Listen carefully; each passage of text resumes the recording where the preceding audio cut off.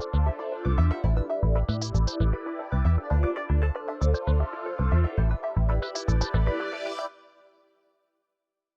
right. Good morning and good evening and good afternoon, wherever our listeners are at the moment. This is a very special episode, and we are super thrilled because we're trying to do something different. Igor and I, we've done 7 episodes so far of this show, and we've been talking to very tenured women in tech and hearing their perspective. And it was right around graduation season, and we looked at each other and we said, how about we hear what the recent grads think about this topic that is so close to both of our hearts? And also something that is, I would say, a constant trend in the industry. So we have with us Carla Morral from Microsoft. And she's a software engineer, has been in her role for around 18 months. She did her graduation in Spain and then came to Columbia University for her master's. And we also have Silpa Ajjarapu, who is at MongoDB working as a product marketing manager. And Silpa went to UW and graduated just 9 months ago. So got really fresh talent here, and I am so excited to just soak into all the energy that we're going to have today on the show. Silpa, Carla, welcome to the show. Thank you. Thank you for having us. I'm excited to be here. Awesome. Let's get going. So why tech? Or why not tech? Or what's the accidental story? We'll start with Silpa first. What's your story? How did you get here? So me and Shivam were joking right before we started recording, but I had a big theory in college that I was going to be the one person in my family who wasn't going to get into tech. I was like, I want to be different. I was super interested in like retail and fashion. And I saw the impact that tech had on my family. My mom was a nutrition major. She got her bachelor's in nutrition. And then she went back to school, got her associates in computer science. And then that kind of just changed her life. She was able to take on so many different career opportunities. And I think from that moment, I saw that the opportunity in tech was huge and there's just so much to it. Like I just started taking some data classes in college and switched my major to information systems in the business school. And I realized like how foundational and important tech was to just the world and how big of an impact it can make. And that it's so diverse. I think you think of tech and you think in a silo and you're like, oh, it's just going to be this job where I sit at a desk the whole time. But there's so many different companies that do so many different things. And even within these companies, there's so many different departments and so many different ways that you can work. And I knew that I always wanted to be on the creative side. And that's kind of how I landed in marketing and tech, which was nice. But I think my family played a big influence, even though I swore I was never going to do it. And also just looking at the opportunity and how diverse it was kind of made my perspective change a little bit. Yeah. I'm sure a startup dad and a startup brother did not help there. So for Not sure, at all. that's all the pressure. Carla, tell us about yourself. Well, for me, everything started when I chose to study science and math. Initially, I was looking to study physics and math, but I ended up studying computer science and math, and I'm happy for it because what I've been really enjoying and what's really useful for me now is the computer science side of things. Everything started basically when I was like before entering university. Like I really wanted to try this career. If you want me to go even before that, I really liked to customize my iPhone when I was like a teenager. I was playing with the jailbreak and all these tools. I was like basically very curious about why it's not possible to do that with the software that you get by default in your iPhone. And you have to basically do like download this app and do it by yourself, like do the jailbreak, install the custom things like the pink icons, ping WhatsApp, and being able to like switch from one page. And I think it came from my curiosity and my desire to learn how things are built, how software works, and how you can customize it to do what you want, right? So I think it all came from that. Yeah, and I think it's a very interesting story, Carla, because we had a conversation before, and I know that both of you, Carla, and you, Silpa, you started your careers as interns, and we have a very interesting statistical data on internships in the US as of this year, 2025. And what is like extremely interesting for me is that this year internships in the technology sector now receive an average of 273 applications per posting for internships. So this is all-time high, and it's the highest among all other industries. Maybe, Carla, you could share a little bit about your experience on how many internship applications did you send before landing your first internship? Yeah, I certainly sent quite a few. I said hundreds, but there's a lot of factors that you need. Maybe you don't know, and they are out of control. Like for example, work authorization. Many of these applications were automatically rejected because I wasn't authorized to work. Like for example, I applied to internships in the US while I was studying in Spain, and I didn't know that you need a visa to work in the US. Like you can work there as a Spanish, like I did, like or in France or in Italy, but not in the US. The process is different. So you basically get rejected by the system. And maybe you don't know and you're applying and you think that you don't have the requirements or right. Basically I'd say the key here is to just like keep going, like keep applying, keep seeking for advice, talking to like recruiters, to people that they are already working in the position to get advice. But yeah, I'd say like you should just keep going and applying and like don't think that if you get like rejections is because you aren't qualified. It can be because of the reasons that aren't in your control. Like they close the position but the posting is still there, for example. This is another reason.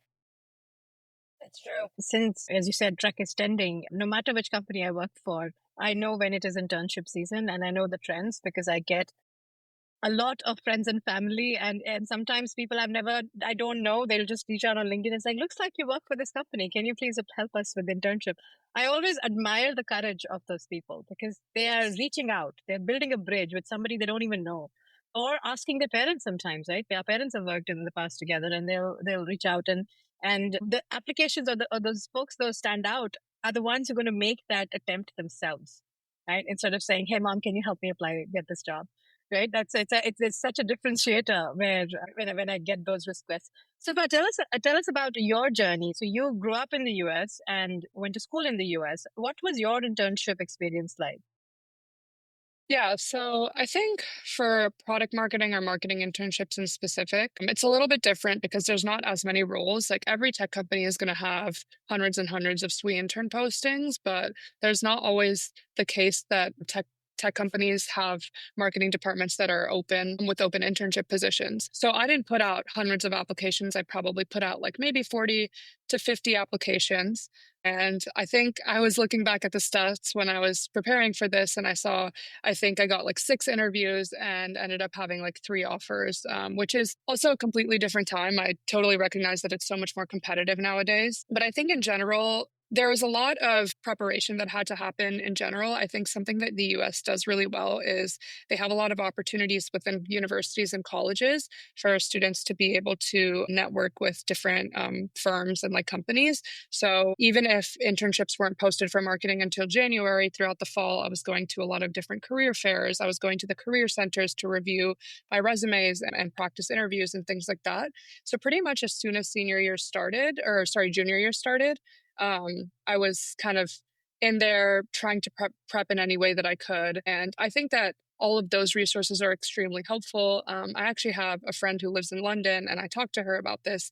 And their universities and schools don't have the same opportunities that we do in terms of having companies come to your school and being able to network with some of the recruiters and those kind of opportunities. And so I recognize that that's something that America does really well, and a lot of these public and state universities do. And so that was definitely very helpful. And then in terms of like the actual application process, a lot of it for me was cold applying. So like there's a lot of different postings out there, and a lot of the times I didn't know what the company did, and I would just send in an application and then learn about the company throughout the application process or the interview process. So it's kind of an ongoing thing, but I think for marketing, it was kind of a quick window. I started in around December, January, and then I think I got my offer around March. Versus I know software engineer interns, they start over the summer and they recruit all the way until December because there's a lot more postings, a lot more opportunity, stuff like that. So a little bit different for marketing, but nonetheless, I think I definitely leveraged a lot of my college resources, which was nice. So shout out the University of Washington for that. Especially, when people are looking at global universities, the challenge comes that when you are applying for jobs, then the US continues to be the lucrative one. That visas and those, not being in the same geography, not having a network that you can tap in actually becomes a challenge because, you're unable to tap into that resource, just as we are hearing about Carla and Silpa's experience, and the differences show up there. So let's talk a little bit about that experience. So hundreds of applications, lots and lots of hopes, and then that email that comes in. How did that go? How did that feel? Great. And also, wasn't expected. I wasn't expecting it that much because it was the middle of COVID. So it was like, I think, one of my last hopes. Like, it was March already, I think. So I was really, really happy after all the interviews I did, all the applications. I finally got an offer. So yeah, I don't know how to describe this feeling anymore. What about the 199 applications where you did not get a response or got a rejection? How did you handle that? Well, for every rejection, I try to know why, right? And once I figure out why, I just didn't care because the vast majority were because of I didn't have the work authorization. So what I did help me with is basically apply to Europe. I got my first offer in Spain. So try to know why I'm rejected and try to fix this, like apply to positions that I like where I have work authorization, for example, positions that there are more, but 2020, 2021, I think I found just two, apart from Amazon. Yeah, and Silpa, can you share your experience? How did you handle? I think that we're kind of blessed in a way that the US college system is also really competitive. So I kind of had to deal with rejection early on. And that almost prepared me in a way. And so obviously the first time around when I got rejected from college, it was a little bit heartbreaking. Like you're applying to all your dream colleges and you build up a life there and then you get rejected and you're like, why not me? Why do they hate me so much? But I think with jobs and also seeing my parents go through it, seeing my peers go through it, like, I think the biggest thing that I always reminded myself is that rejection is never personal and that a lot of the times, like these companies don't know your story. They don't know how hard you've worked. All they see is a bunch of numbers and facts on a sheet, which is your resume. And I think that it gets a little bit more personal when you've like had a couple interviews, you get to know the recruiter a little bit, and then they're like, no, not you. A bit more painful, obviously. But I think I just kept reminding myself that rejection is redirection. I think that this may sound cheesy, but with every rejection, I just kind of went back to the drawing board. Like, how can I make my resume better? What went wrong in interviews? What went well in interviews? So by my fourth or fifth rejection, I feel like I learned like what works, what doesn't work, how to tailor my resume based on the job description, based on the industry. And then if I got rejected after an interview, I would like psychoanalyze those interviews. So I would say like towards the end of the process, like when I first started applying, I was like, starting to get rejected really easily, really fast. And then kind of by, maybe like February or so, like in the middle of the cycle, that's when I feel like I started to get a lot more because I was like actively learning why I was being rejected. If I would apply to cybersecurity industry and I wasn't tailoring my resume for that, I was like, okay, then there's a reason why they're not thinking that I'm a fit because I don't have cybersecurity experience, right? So like what classes can I say that I've taken to help me in this way? So like I said, I kind of got lucky because I got prepared with rejection early on. I think I applied like for college right after COVID and it was insanely competitive and I didn't get in anywhere that I wanted to. But I think I took that and I made it kind of like a driving force during internship season. And I just kept going and kept going and kept going until something clicked. And then it did. So, yeah. Great. It's It's almost like landing a full-time job. The process is very similar. And what I wanted to ask you, you said that each time you got rejected, you took it as an opportunity to improve your strategy and change something. Sometimes you get those like automatic rejections, right? When you don't have any actual insights, what was wrong. How did you handle those when you don't actually have a chance to get any feedback and it's just a rejection without any explanation? How did you handle those?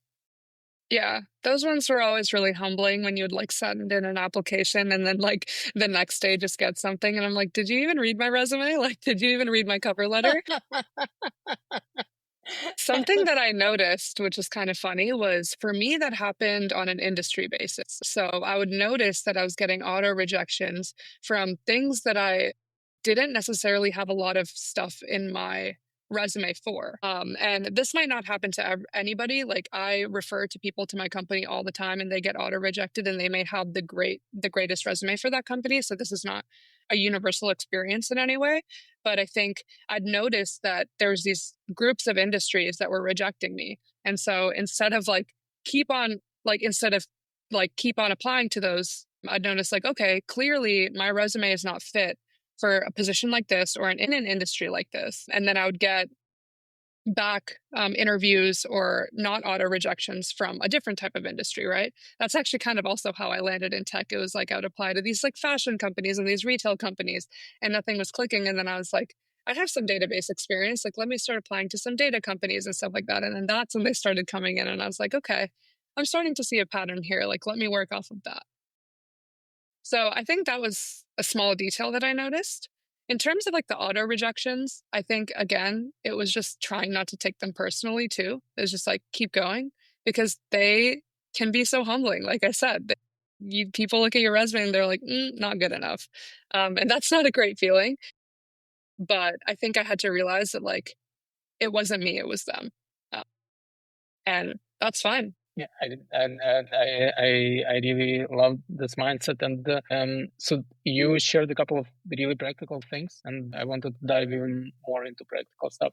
So imagine you're talking to someone who is trying to get her first internship, and she doesn't really know what to do, and she needs some practical advice. Have you used any specific tools or maybe some resources or maybe some platforms, websites to tailor your CV or resume to work with that? So can you recommend like any specific tools that actually helped you? Yeah. So, and I think I mentioned this a little bit earlier, but something that my university did, which was amazing, was they had career coaches. So when I first started applying for jobs, I had no idea what I was doing. I didn't really ask for any help until I met with my like school advisor, and he was like, "Hey, like you're applying to some internships. Why don't you go talk to a career coach? Go give your resume to them." See what they think about it. Obviously, not everybody has the opportunity to do this, and there's plenty of like free coaching websites online that'll help you with that. But that was a really big place where I started to help at least build my resume from the ground up. And also practicing interviews. I think a lot of the times setting an application is easy. It's just usually you tailor your resume, it's a click of a button, you can write a cover letter. That's pretty general. But I think a lot of the times people struggle with the interview portions of it. And something that my university did, which was awesome, was like they let you practice interviews on them, and they would give you real-time feedback.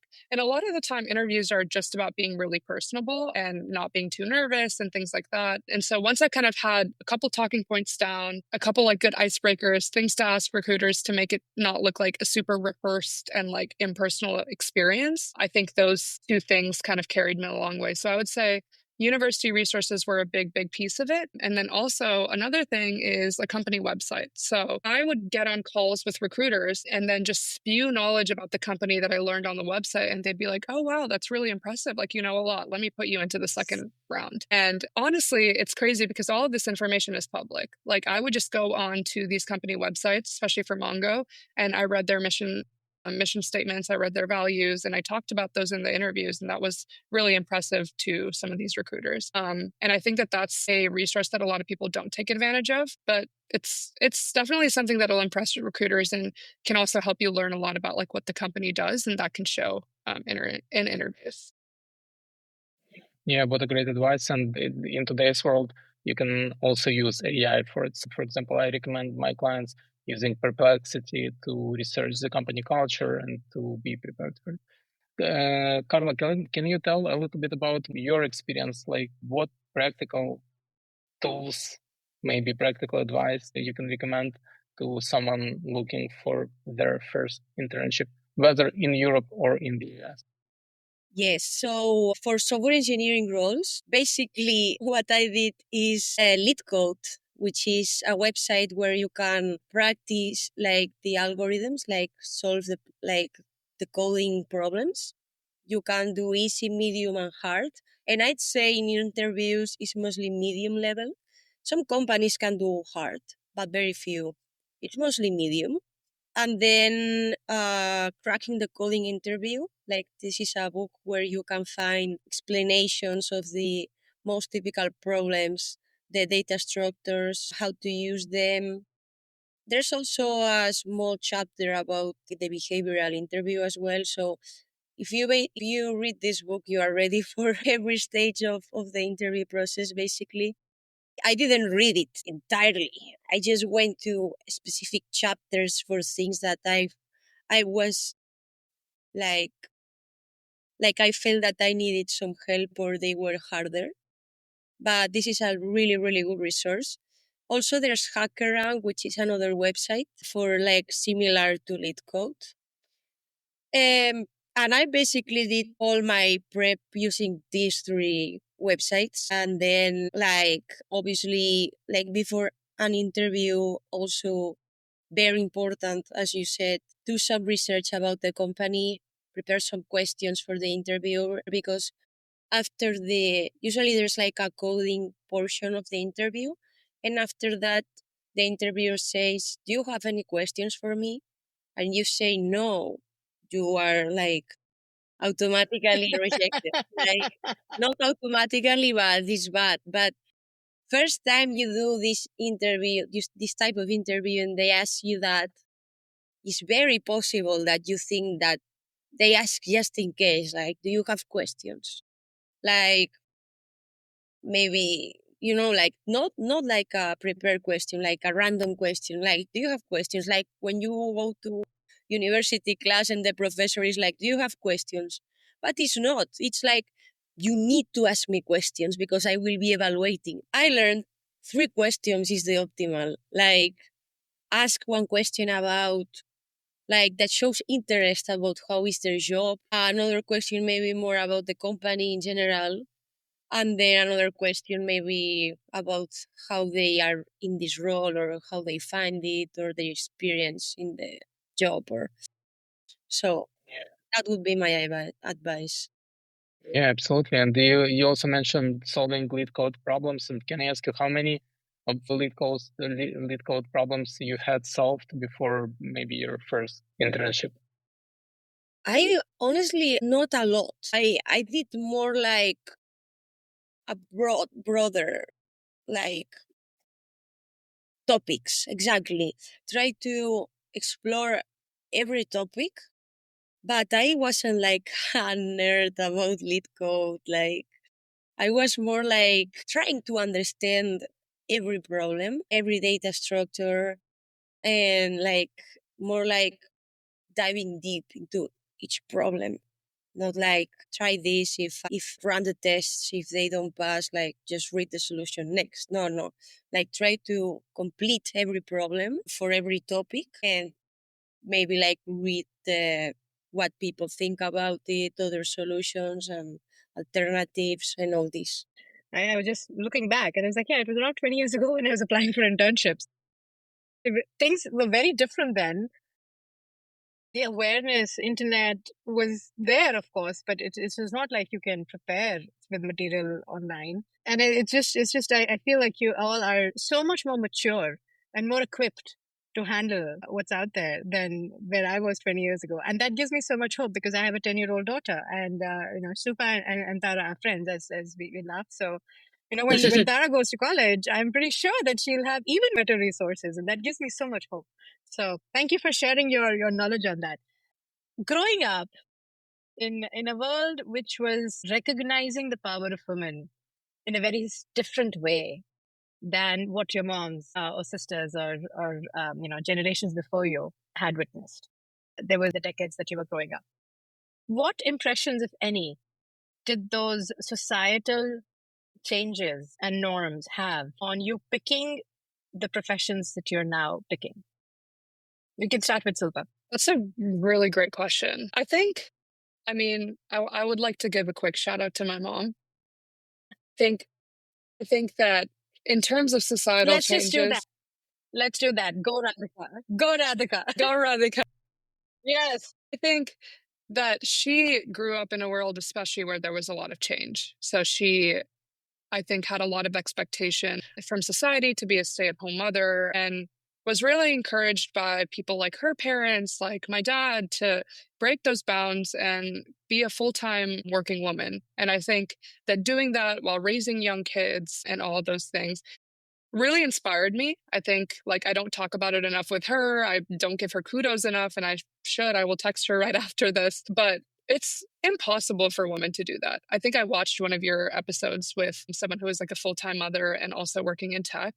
And I think that society has set up, and this is gone a long ways in the US, but not in a lot of other countries, where women are expected to be in the house doing household chores and not be working. And I think that we entered the tech industry and honestly the working industry, the corporate industry, at a time where that is just becoming the norm. And we're seeing a lot of women in leadership. So I think my manager is a woman as well. And our new CMO at MongoDB is a woman. And we were talking about how awesome that is to have women in C-suite roles. And maybe just like 25, 30 years ago, that wasn't happening. Women were still having to really, really fight for their positions. So I think in a lot of ways, my parents' generation did a lot of the grunt work for us to be able to enter these industries seamlessly and be recognized. So I have to give a shout out to my mom, obviously, but also all the women in that generation who were able to balance being full-time mothers, balance societal expectations to do a certain thing, but break those bounds and be a certain way. So yeah, I mean, it's a great time for us to live in. And when Tara's grown up, it's going to be even better, hopefully. So yeah. Thank you. Carla, tell us your story. How did the society, and recognizing that it is a society very different from the one, Silpa grew up in. Tell us a little bit about your experiences in Spain. Well, I basically think that in tech, you need diversity for success. And I'm really happy that society has realized about that. And right now, companies know that diversity is very important to be able to reach goals and to be a successful team. That I really feel that is really good for us, because looking back, you wouldn't expect that women were working in tech or even other jobs. So I feel that we as a society have evolved a lot in this aspect, and it's very positive. I think there's a lot to do yet, but I see that as a really positive thing. Maybe it was harder to get into this industry. Maybe it was more biased. Now companies know that women are really capable, of course, of doing the job, and can help company succeed. Just to kind of piggyback a little bit, I think something that a lot of these big tech companies are doing that is great too is having like women-focused ERG groups. I think that that has been something that has made it an inclusive environment. I like that my company celebrates National Women's History Month. There's events for us, things like that. And I think that these are opportunities that 30, probably 40 years ago, they didn't exist. I don't think women had the same access to feel encouraged. And so I think companies are doing a lot better at making an equal opportunity for women as well by releasing some of these initiatives and things like that, which is nice. Makes us feel seen and heard. And also putting women in leadership positions, I think, is also amazing and helps break some of those past societal bounds, things like that. Yeah, absolutely. And I really like what Carla mentioned, that you need diversity for success. Let's talk a little bit about women in leadership. And we have also very interesting statistical data that for every 100 men promoted to manager, only 52 women in technical roles receive the same promotion. So I wanted to ask both of you about your plans and about your vision for your career in the future. Carla, we can start with you. Can you share, do you have a specific career plan? Do you plan for a couple of years ahead, or are you more spontaneous and just go with the flow? For me, before landing my full-time job, I used to have really specific goals. Everything is so fast when you are studying. You need to look for internships. You need to, for me, like, where do I study my master, research the universities, have backup plans. Then I also had, like, I was supposed to study University of California in Davis, but it was cancelled. Like an exchange, it was cancelled because of COVID. So then what do I do? Like, then this master, like apply to universities, internship, like it's a lot going on. You can't imagine. So in that period of my life, I had a lot of uncertainty, but planning at the same time. Like, if this doesn't happen, I'll do that. If this doesn't happen, I'll do that. But always with a fixed objective, which was ideally working tech in the US. As of now, I'm really happy with my current role and I don't have plans of like moving away. Like I really like it here. So like I'd say no, I don't have plans. But obviously you always want to like be promoted, to improve in your current role and to like to just be better as a software engineer. Like learn, grow, get promoted and that's all for now. And I think I don't need the stress I used to have before. I think I'm good right now. Yeah, just like learn, grow, and like, yeah. Silpa, can you share what about you? With all the amazing leaders you have as an examples in your organizations, what are your ambitions and plans for the future? Yeah. I think something to note is that when I left school, I really struggled with not always looking for the next best thing. I think like in school, you're very used to you have the next exam to study for, you have to take this test, then you graduate, then you find a job. And now I'm kind of like Carla said, like I'm just kind of settled. And I just have a job. I graduated college, I took all those tests and I hopefully passed all of them.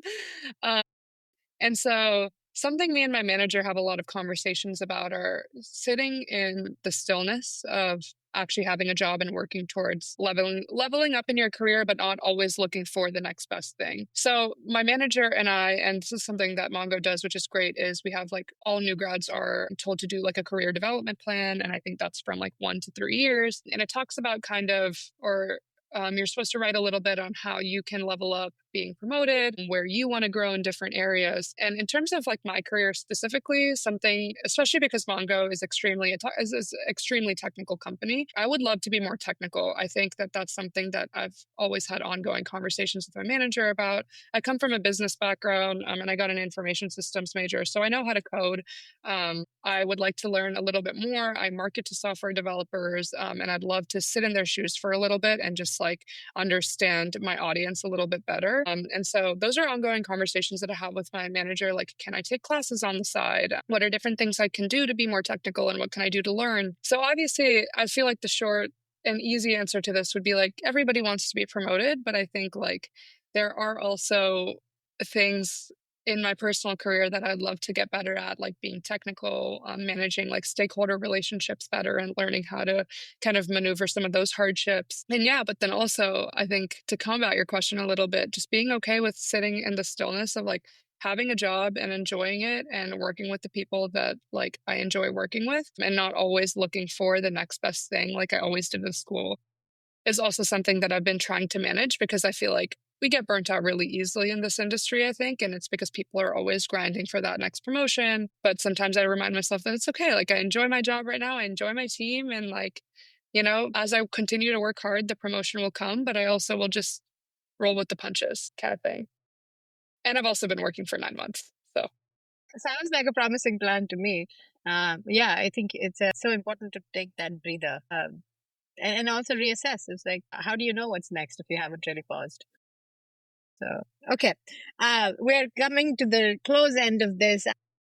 As you look at other women leaders ahead of you, your managers, your mothers, your peers, what is the one fear that you have with regards to how you will manage this all? Right? Because there is definitely a runway, especially for women. And you should take the time to enjoy, but there is also this expectation ahead of like, well, you need to get married, you need to have kids, you need to balance it all. But what fear do you have, and how do you silence that fear? We can start with Carla. For me, I'll be completely honest. My main fear is when I look back, all the exams I did, like math exams in my undergrad, were my real fear. And I think there is nothing that can beat that looking forward. So honestly, yeah, I did a lot of exams, a lot of assignments. Like in Colombia, it's a lot of assignments, like a lot of commitment, a lot of study. Right now, I know there are no exams, everything is different, but with all I did and all the nerves I had, and right now I feel like I have the tools to overcome any possible fear. Like, I'll be Fantastic. completely honest. Been also thinking about leadership. I see it really far as of now, so maybe this is also why I don't have any fears, because I'm a junior developer. I just think about my job. I don't think about being the CEO or the VP or. So, yeah, as of now, I don't have any fear with regards to that. But at the same time, I feel I have good, a good base, like good preparation, like to overcome any fear. And yeah, if you know what I mean. Yes, absolutely. What, as you look ahead as a woman in tech, growing your career, what is the one fear that comes to your mind often, and how do you silence it? Ooh, that's a good question. I think that the biggest thing, and this was touched on a little bit today, is I mean, going back to the stat that Igor brought up, like it is fundamentally harder for women to move up the ladder than it is for men. Like women are extremely underrepresented in the tech industry, and like we talked about, promotions can be harder for us. There's certain stigmas that just haven't gone away, unfortunately. And so I think that you're going to need to have people who are going to fight for you. You're going to need to have a support system. I think that I'm extremely blessed that I have an amazing manager who, one, is a woman and has faced struggles probably similar to many other women in the industry, but is probably willing to fight for me. But I also recognize that that's not the case across the board, and that climbing the corporate ladder, if you will, can be really tough for women, especially if they don't have someone in their corner, if they don't have a woman in their corner. And I think in my future, it would be I love people. I'm a people person. And so I would love to manage people. But some hard expectations, I think, like we talked about, it's harder for women in a lot of ways to do things that men do. And so I think when I think about promotions, I think about what about me being a woman will inhibit getting promoted. And that's a sad reality, but it's true. But then, like Carla talked about overcoming fears, my fear is slightly subdued because I have an amazing manager who is in my corner and I know will fight for me. So I'm not too worried about it. This was a blast. The energy, the insights, the wisdom that you all bring is just amazing. And I wish you both so much success. You're just getting started, but I can totally see what bright careers you're going to have and the impact you're going to bring, not just to your companies, but the people that you will one day manage, one day influence, and lead. Well, if Yeah. our listeners want to reach out to you and learn more, where should they contact you? Should they contact you on LinkedIn? Are you guys comfortable with that? Okay, well, Yeah. we'll put your connect you there. Any other tips or tricks before we wrap? No, I mean, stay calm. Rejection is redirection. Don't take anything too personal, and everything will work out. Fantastic. Carla, last word. Just keep applying and don't let that rejection affect you. As I said, it can be for other reasons that are out of control. Just try to think about that. Wonderful. Thank you so much, ladies. And Igor, this was a fantastic. We should do this more often.